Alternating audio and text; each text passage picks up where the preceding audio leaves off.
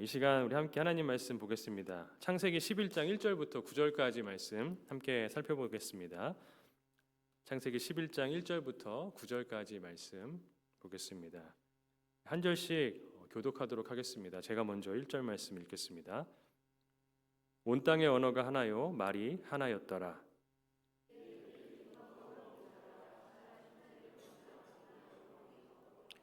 서로 말하되 자 벽돌을 만들어 견고히 굽자 하고 이에 벽돌로 돌을 대신하며 역청으로 진흙을 대신하고 또 말하되 자 성읍과 탑을 건설하여 그 탑 꼭대기를 하늘에 닿게 하여 우리 이름을 내고 온 지면에 흩어짐을 면하자 하였더니 여호와께서 사람들이 건설하는 그 성읍과 탑을 보려고 내려오셨더라.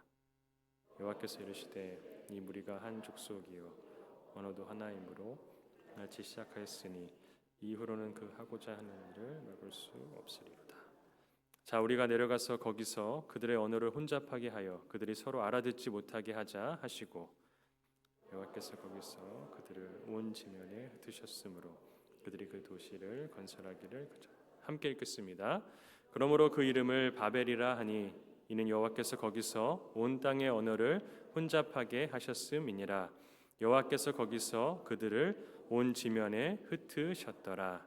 아멘. 기도하겠습니다. 하나님 아버지 감사합니다. 이 시간에 주관자 되시는 주님께서 친히 우리 모든 한 분 한 분의 마음을 다스려 주시옵시고 우리에게 보내주신 성령님을 통하여서 하나님의 말씀을 깊이 깨달아 아는 은혜의 시간 되게 하여 주시옵소서. 저의 부족한 모습은 가리시고 온전히 살아 역사하시는 주님의 뜻만이 드러나는 귀한 시간 되게 하여 주시옵소서. 감사드리며 예수님의 이름으로 기도합니다. 아멘. 관계에 있어서 이 언어와 말은 꽤나 중요한 위치를 갖습니다. 언어나 말이 잘 통하지 않으면 서로 소통하기가 어렵습니다. 무언가 하나를 같이 해 나가기도 수월하지가 않습니다. 우리가 영어권과 한어권이 같이 있는데 예배만 하더라도 한 마음으로 언어가 통하지 않으면 말이 소통이 되지 않으면 예배 하나도 수월하게 같이 드리는 것이 참 쉽지가 않습니다. 많은 준비가 필요하게 되는 것 같습니다. 그런데 오늘 본문 1절을 보면 오늘 본문의 배경이 되던 그 시대, 그 당시의 형편은 어떠했다라고 말하고 있습니까? 1절 말씀이 이렇게 기록합니다. 온 땅의 언어가 하나요 말이 하나였더라. 서로 소통하기가 아주 수월했다라는 것입니다. 서로 마음을 모아서 무언가 함께 해내는 것도 어렵지 않았던 시대다라고 말씀하고 있습니다. 그래서 그렇게 모였던 사람들이 이제 무엇을 계획하고 실행하기로 결단하였습니까? 오늘 보면 2절부터 4절까지의 말씀에 이렇게 기록합니다. 이에 그들이 동방으로 옮기다가 시날 평지를 만나 거기 거류하며 서로 말하되 자 벽돌을 만들어 견고히 굽자 하고 이에 벽돌로 돌을 대신하며 역청으로 진흙을 대신하고 또 말하되 자 성읍과 탑을 건설하여 그 탑 꼭대기를 하늘에 닿게 하여 우리 이름을 내고 온 지면에 흩어짐을 면하자 하였더니 이 탑을 쌓고 그 탑을 중심으로 한 도시를 만들자라는 뜻을 모았습니다. 그리고 그 뜻을 실행으로 옮겼습니다. 소통이 원활하게 되다 보니까 이러한 것들도 수월하게 이루어지게 된 것입니다. 그런데 이렇게 모든 것이 일사천리로 진행될 것만 같았던 이 공사가 어떤 결론을 마주하게 되었습니까? 오늘 보면 8절 말씀에 이렇게 기록합니다. 여호와께서 거기서 그들을 온 지면에 흩으셨으므로 그들이 그 도시를 건설하기를 그쳤더라. 도시 건설이 딱 중단이 돼버렸습니다. 하나님이 그렇게 막으셨습니다. 어떤 방법을 쓰셨는지가 7절 말씀에 기록되어져 있습니다. 7절에 이렇게 기록합니다.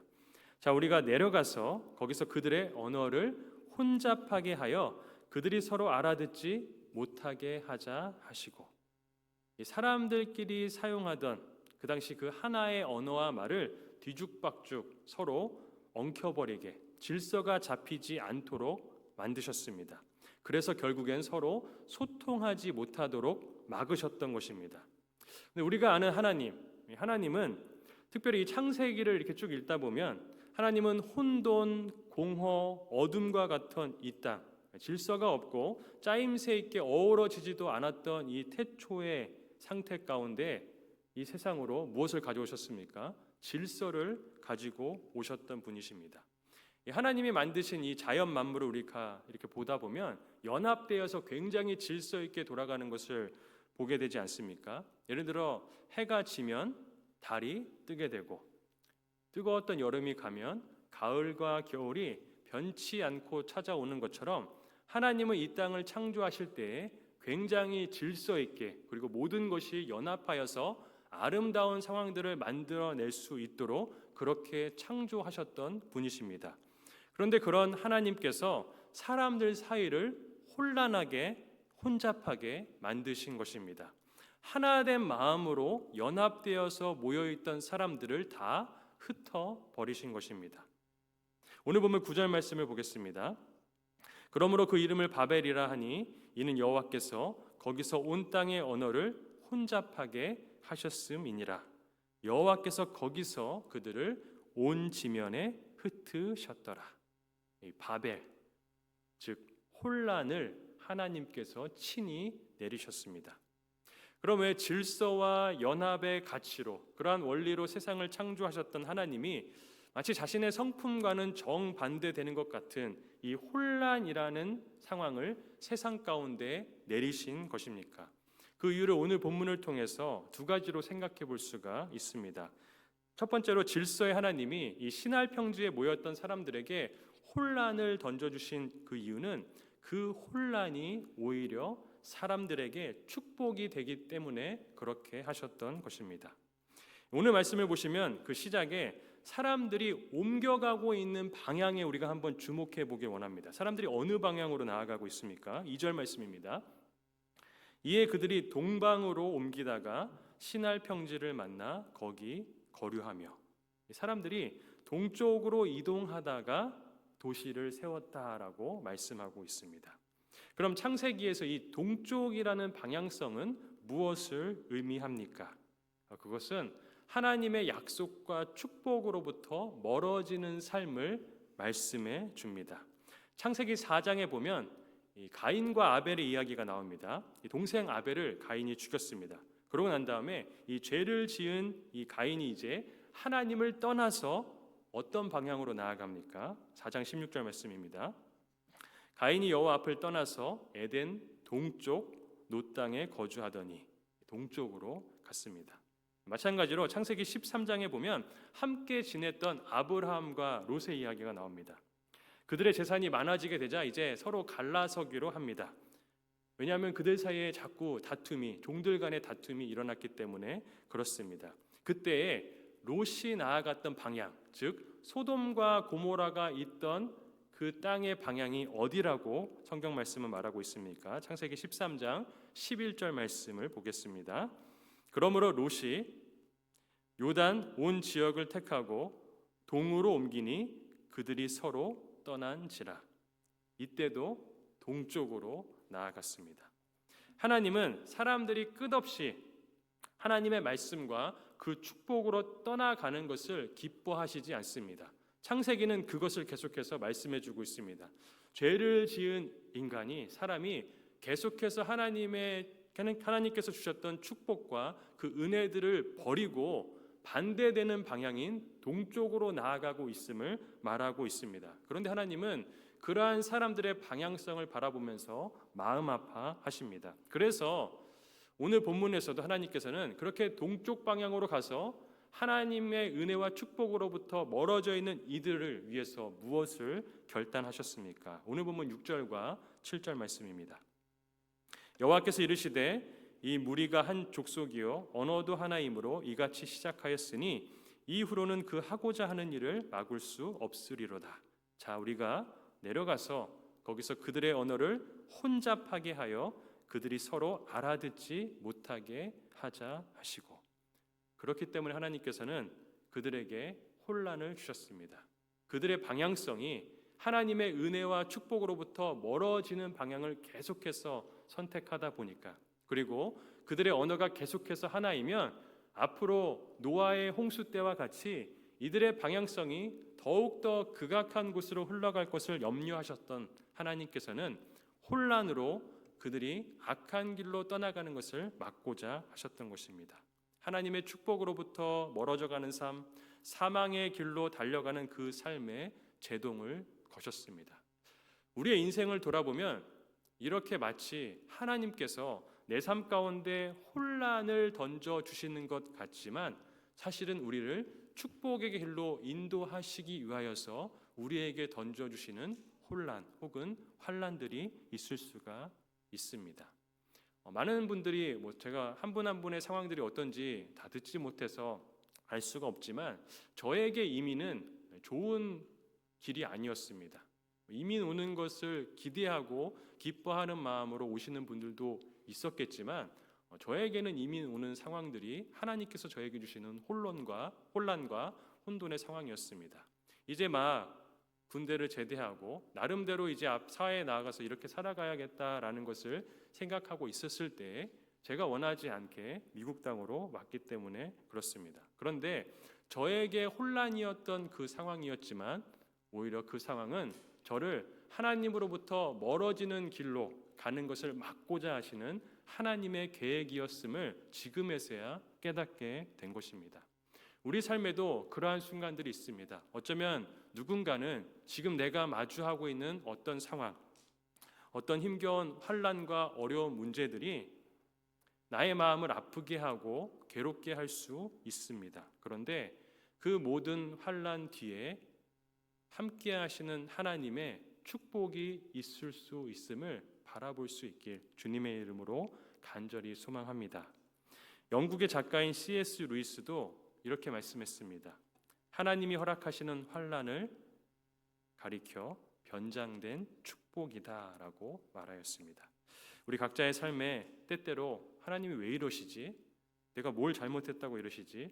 하나님이시면 정말 하나님이시라면 나한테 이럴 순 없을 텐데 그러한 아쉬움과 영적인 아픔을 토로하게 될 때가 있습니다. 그런데 앞서 말씀드린 것처럼 그 어려움 이면에 담겨있는 하나님의 축복, 하나님께로부터 멀어지지 않게 하기 위하여서 나를 붙잡으시는 하나님의 간섭하심, 그것이 곧 은혜이고 축복이다라는 해석을 할 수 있는 저 우리 모든 성도님들 될 수 있기를 간절히 바랍니다.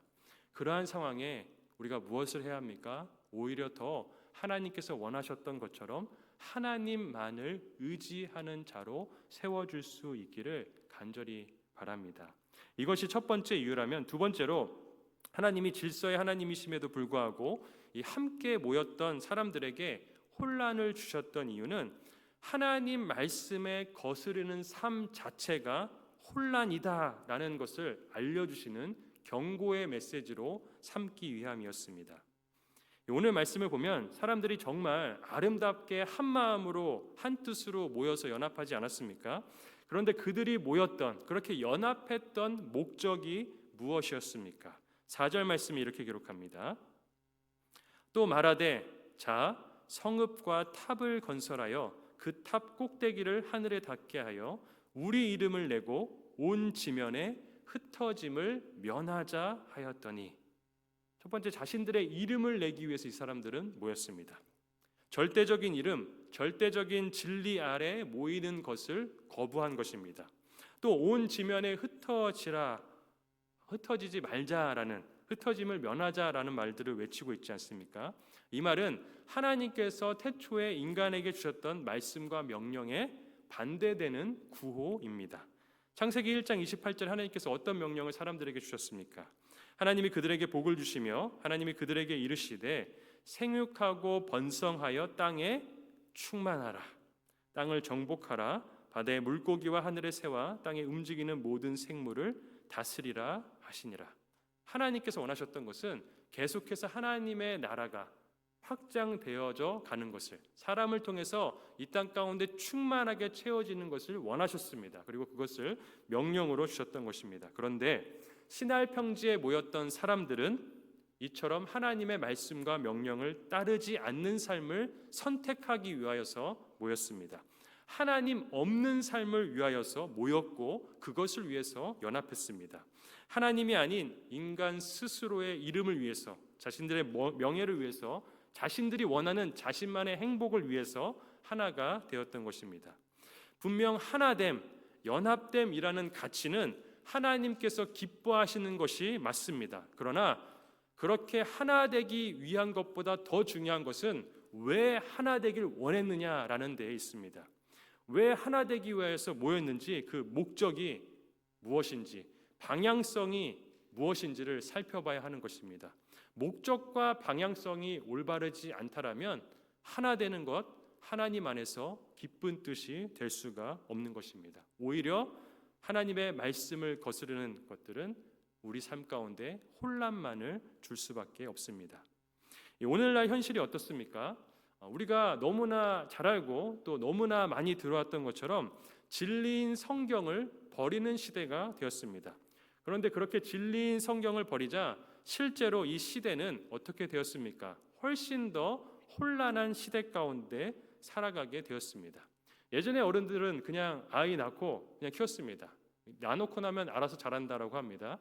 그런데 요즘은 그렇게 할 수가 없습니다. 어려서부터 커갈 때까지 신앙 안에서, 특별히 그리스도인들의 삶 안에서는 어떻게 신앙 안에서 키워야 할지 한 걸음 한 걸음이 어떤 결정을 내려야 할지 모르는 혼란과 혼돈 속에 걸어가는 삶과 같이 여겨집니다. 정체성이나 자유나 도덕이나 정의와 같은 기준들이 이 세상 속에서 너무나 다양해졌습니다.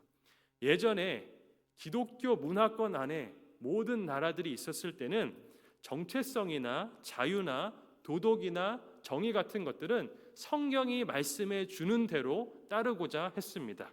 정체성, 오늘날 성정체성에 대한 이야기를 굉장히 많이 하지 않습니까? 한국에서도 지금 이게 굉장히 큰 이슈가 되고 있는데, 예전에는 물론 이것에 대해서 고민하는 사람들이 있었을지 모르지만 하나님께서 정해주신 정체성 자체를 혼란스러워하지 않았습니다. 그러나 오늘날은 모두가 다 혼란한 시대 가운데 살아가고 있습니다.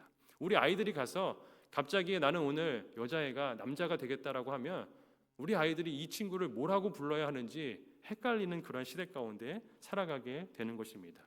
자유는 어떻습니까? 하나님께서 자유를 주신 것은 하나님의 법 안에서의 자유입니다. 오늘날의 이 시대도 만약에 이 국가가 세워졌는데 모두에게 그냥 나름대로의 자유를 주고 어떤 같이 돌아가는 법적인 원리나 제재가 없다라고 한다면 난장판이 되었을 것입니다. 하나님이 주신 자유도 동일합니다. 하나님께서 창조하신 사람들이 누릴 수 있는 자유는 하나님의 범위 안에서, 바운더리 안에서 누리는 자유가 참된 자유입니다. 그런데 오늘날 이 시대는 그 자유라는 바운더리를 하나님의 법 안에서 생각하려고 하지 않습니다. 그러다 보니까 저마다 생각하는 자유, 저마다 생각하는 도덕, 저마다 생각하는 정의가 다 달라졌기 때문에 혼란과 혼돈 속에 살아가게 되고 있습니다. 우리에게 행복할 수 있다라고 알려주는 수많은 가치와 또 이러한 저마다의 기준들이 세상에 굉장히 많이 나타나고 있지만 방향이 올바르지 않기 때문에, 하나님 말씀과 반대되는 방향으로 나아가기 때문에 이 세상은 더 혼란 가운데 빠지게 된 것입니다. 거짓의 진실, 거짓들의 진실이라는 책에 보면 이런 내용이 있습니다. 사회학자들이 말하는 진보의 신화가 있다. 이것은 우리가 유토피아적 미래로 발전해 가서 마침내 종교와 미신의 피곤한 제약을 벗고 완전히 계몽된 인간이 된다는 서구의 믿음이다. 오늘날 이 시대가 갖고 있는 믿음이 이런 겁니다. 사람 스스로, 그러니까 기독교가 말하는 어떤 절대적인 진리들은 다 타파해야 한다는 것입니다. 오히려 그것이 사람의 사람됨을 막고 있다는 것입니다. 정말 사람이 행복하려면 종교 같은 것들, 믿음 같은 것들 다 버리는 게 진짜 자유고 행복한 삶이다라고 오늘날 시대가 가르쳐주고 있다는 것입니다. 그런 시대 속에 그런 서구 문화, 미국 땅 가운데 우리 자녀들이 지금 살아가고 있는 것입니다. 이해할 수 없는 행동과 이해할 수 없는 결정들을 내리는 밑바탕에는 이러한 서구 사회가 가지고 있는 이 믿음이 깔려 있고 이 믿음을 가르침받고 종용하고 있기 때문에 우리 아이들이 어려운 시대 속에서 어려운 마음으로 혼란의 시대를 걸어갈 수밖에 없다는 것입니다. 계속해서 세상은, 이 사회는 계몽된 사람, 즉 진리인 성경이라는 제약을 벗어난 사람들이 만들어 가야만 하고, 그럴 때에 사람들이 마주하는 미래가 가장 이상적인 미래다라고 말한다는 것입니다.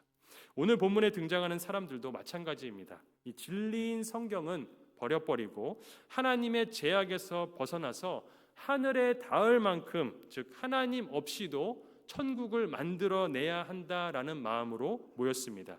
그런데 그렇게 마음 모아서 열심으로 이루어내었던 그 인간이 만들고자 했던 유토피아의 수준이 어느 정도라고 오늘 본문은 말하고 있습니까?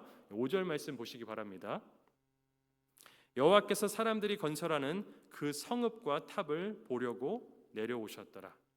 사람들이 함께 모였습니다. 많은 숫자가 모여서 정말 열심으로 연합하여서 성을 쌓았습니다. 탑을 쌓았습니다. 그런데 하늘에 닿게까지 쌓았던 그 탑, 결국엔 하나님이 내려오셔서 봐야 할 정도밖에 되지 않는 수준에 머물렀다라는 것입니다.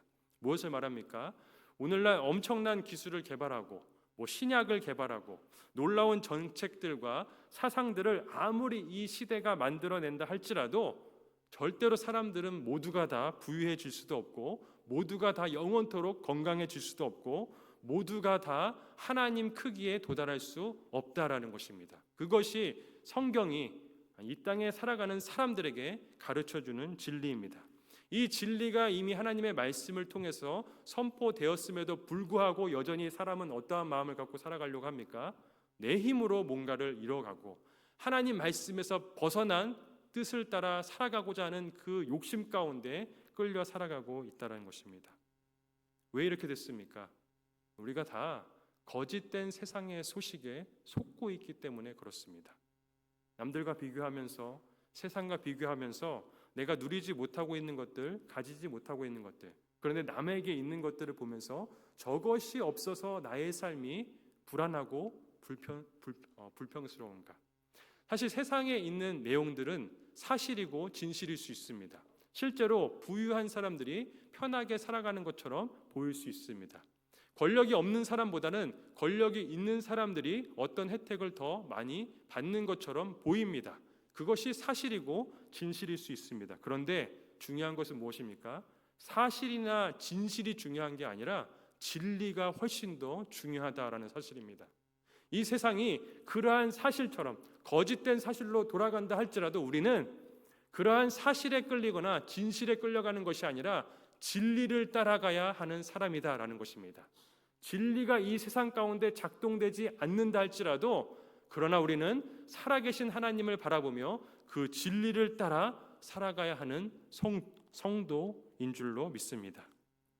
우리는 그렇기 때문에 어떻게 해야 우리의 자녀들, 우리는 이 세상에서 흔들리지 않고 이 진리이신 예수 그리스도, 그분 안에서 요동치지 않는 삶을 살아갈 수 있습니까? 거기에는 유일한 한 가지 답밖에 없습니다. 말씀만을 붙들고 살아가야 합니다. 신명기 5장 32절에 이렇게 기록합니다. 그런즉 너희 하나님 여호와께서 너희에게 명령하신 대로 너희는 삼가 행하여 좌로나 우로나 치우치지 말고. 하나님께서 명령하신 말씀을 마음 다해 성심 다해 지키라라고 말씀하고 있습니다. 그러한 삶을 살아가라고 말합니다. 출애굽하여서 광야의 길을 걷는 이스라엘 백성들에게 하나님이 이렇게 말씀하신 것입니다. 가보지 않았던 가나안 땅, 그곳에서 정복 전쟁을 벌여야 하는, 전쟁이라고는 해본 적 없는 이 백성이 좌로나 우로나 치우치지 않고 그러한 세상의 풍속 속에서도 흔들리지 않는 삶을 살기 위해서는 하나님의 말씀을 전심으로 명령대로 붙들어야 한다라고 하나님이 가르쳐 주신 것입니다. 그렇게 살 때에 혼란 가운데 빠지지 않는 삶을 살 수 있다고 말합니다. 그래서 이어지는 33절, 신명기 5장 33절 말씀을 보시면 하나님께서 무엇을 약속하십니까? 너희 하나님 여호와께서 너에게 명령하신 모든 도를 행하라. 그리하면 너희가 살 것이요 복이 너희에게 있을 것이며 너희가 차지한 땅에서 너희의 날이 길리라. 우리가 이 혼란한 시대 속에서 우리의 삶이 주님께서 베푸시는 평안의 삶으로 길이길이 펼쳐지기를 원하십니까? 그냥 내 세대에만 축복받는 것이 아니라 내 다음 세대, 그 다음 세대가 정말 귀한 예수님의 족보와 같이 그 하나님의 은혜를 입는 족보로서 쓰여지기 원합니까? 오늘 본문에 이어지는 셈의 족보와 같이 하나님께서 택하신 백성의 아름다운 족보로서 이어지기를 원하십니까? 그렇다면 우리가 하나님 말씀 안에 철저하게 세워져 있어야 할 줄로 믿습니다. 그럼 성경은 우리가 버려야 할 그릇된 구심점들이 뭐라고 가르쳐주고 있습니까? 어떤 것이 그릇된 구심점이고 어떤 것을 우리가 버려야 하는 것입니까? 이것을 알기 위해서는 날마다 우리 삶 속에서 가장 근본적인 질문들을 매 순간마다 무언가를 결정할 때마다 던져야 합니다. 가장 근본적인 질문은 무엇입니까? 그것은 나의 마음이 무언가에 향하고 있다면 왜 내 마음이 거기로 향하고 있을까? 질문하는 것입니다. 공동체 내에서도 우리가 다양한 이유들로 어떤 그룹들을 만들 수 있지 않습니까? 그러면 이 그룹들이 만들어졌을 때 왜 우리가 이 그룹을 만들어야 했을까라는 왜라는 질문을 계속해서 던지는 것입니다. 그래서 우리가 마음이 외롭고 힘들 때 무엇을 먼저 하십니까? 지금 내 마음이 너무 괴롭고 힘들면 무엇을 하십니까? 어떤 사람은 가장 친한 사람한테 전화를 걸어서 수다를 떠는 것으로 그 마음의 불편함을 털어낼 수도 있습니다. 어떤 분은 그냥 잠자는 것으로 그 마음의 불편함을 덜어내는 분들이 있을 수도 있습니다. 또 어떤 분들은 술이나 담배 같은 것들로 그 마음의 불편함을 덜어내려고 위로받으려고 할 수도 있습니다. 그런데 그러한 것들을 선택할 때마다 그 행동에 앞서서 내가 왜 이런 것들을 하는지에 대한 그 원인을 물어봐야 한다는 것입니다. 그 원인이, 그 근본적인 답이 하나님을 향해 있지 않다라고 한다면 어떻게 합니까? 즉시로 멈춰야 합니다. 그것이 하나님이 되어 있다면, 나를 위로하고 나를 축복해주고 나를 행복하게 만드는 것이 하나님이 아닌 다른 것이다라는 답을 얻게 된다면 우리는 그 길을 멈춰야 하는 것입니다. 마태복음 6장 33절은 이렇게 말하고 있습니다. 그런즉 너희는 먼저 그의 나라와 그의 의를 구하라. 그리하면 이 모든 것을 너희에게 더하시리라. 무엇을 먼저 성도가 구해야 합니까? 하나님의 나라와 하나님의 의를 먼저 구해야 하는 것입니다. 내가 무언가 결정할 때 정말 이것이 하나님께서 기뻐하시는 것인가? 정말 이것이 하나님의 뜻을 내 삶 가운데 이루는 것인가를 생각해 보아야 한다는 것입니다. 그렇지 않다라면 아무리 선하고 의롭고 좋아 보이고 마땅해 보이는 일이라 할지라도 때때론 멈출 줄도 알아야 하는 것입니다. 베드로서 1장 5절부터 7절까지 말씀은 또 이렇게 말합니다. 그러므로 너희가 더욱 힘써 너희 믿음의 덕을, 덕의 지식을, 지식의 절제를, 절제의 인내를, 인내의 경건을, 경건의 형제 우애를, 형제 우애의 사랑을 더하라. 내가 하는 모든 행동의 그 밑바탕에 있어서 하나님의 사랑이 드러나지 않는 행동이다라고 한다면 때때로 우리는 멈출 줄도 알아야 한다라는 것입니다. 무언가 덕을 세우는 말들이나 덕을 세우는 행동, 덕을 세우는 어떤 지식이나 말들이 아니다라고 한다면 멈춰야 하는 것입니다. 내 안에 절제가 드러나지 않는 행동이라고 한다면, 교만의 모습을 담고 있다라고 한다면 그것도 멈춰야 하는 것입니다. 이렇듯 우리는 우리가 하는 모든 행동과 말에 있어서 그것이 정말 하나님 방향으로 흘러가고 있는지를 순간순간 그 근본적인 질문으로 점검해 봐야 하는 것입니다. 이것을 하지 않으면 어느 순간 하나님의 뜻과는 너무나도 다른 사람 마음의 중심, 사람 감정 중심에 사로잡힌 내 모습을 또 발견하게 될 수밖에 없다라는 것입니다. 우리 아이들 키우지 않습니까? 아이들 키우면서 화 내야 됩니까? 내지 말아야 됩니까? 내지 말아야 하죠. 저는 화를 잘 냅니다. 우리 아이들 여기 있지만 아이들 있어서 말합니다. 아빠 거짓말하면 안 되니까. 근데 화를 냅니다. 그래서 제가 이제 화를 내고서 뭐 혼자 있게 되거나 차를 타게 되면 아이들 생각하면 눈물이 나는 거죠. 아, 내가 목사고 부모인데 화내지 말아야 되는데 절제가 없고 인내가 없구나. 하나님은 나한테 그러시는 분이 아니신데, 제가 그 화를 내기 전에 뭘 해야 합니까? 근본적인 질문을 던져야 합니다. 너 왜 화내니? 생각해 보면 그냥 열받는 일이 있었던 거죠. 그냥 그 행동이 마음에 들지 않았던 겁니다. 기다려줄 수 있고 아이니까 실수할 수 있고 실수하는 것을 당연히 여길 줄 알아야 되는데 어떤 면에서는 조금도 실수하는 것을 용납하지 않는 그 제가 가진 사람의 기준과 감정이 제 안에서 화라는 부정적인 반응들을 이끌어내고 있는 줄도 모릅니다. 저도 이 말씀 강단을 통해서 고백합니다. 그러한 일들이 있을 때, 아니 그 외의 모든 순간순간 정말 내 마음의 근본적인 어떤 감정들이, 생각들이 하나님을 향하고 있는지 점검하는 목회자가 되길 원합니다. 그래서 그 던지는 말이나 행동들이 온전히 하나님의 나라를 세워가는 그러한 행동과 말이 되기를 간절히 소망합니다. 우리 성도님들도 참 쉽지 않지만 여전히 내 안에 있는 인간적인 감정과 생각들, 세상이 주입해주는 사상들을 밑바탕에 깔고선 그것이 지배하여서 내 입술과 행동으로 드러나게 되는지 모르지만 멈춰서서 그 근본적인 질문을 하나님께 던지시고 그것이 하나님의 나라를 세워가는 행동과 말이 아니라면 절단해낼 수 있는, 멈춰낼 수 있는, 막아설 수 있는 그러한 우리 성도님들 될 수 있기를 간절히 소망합니다.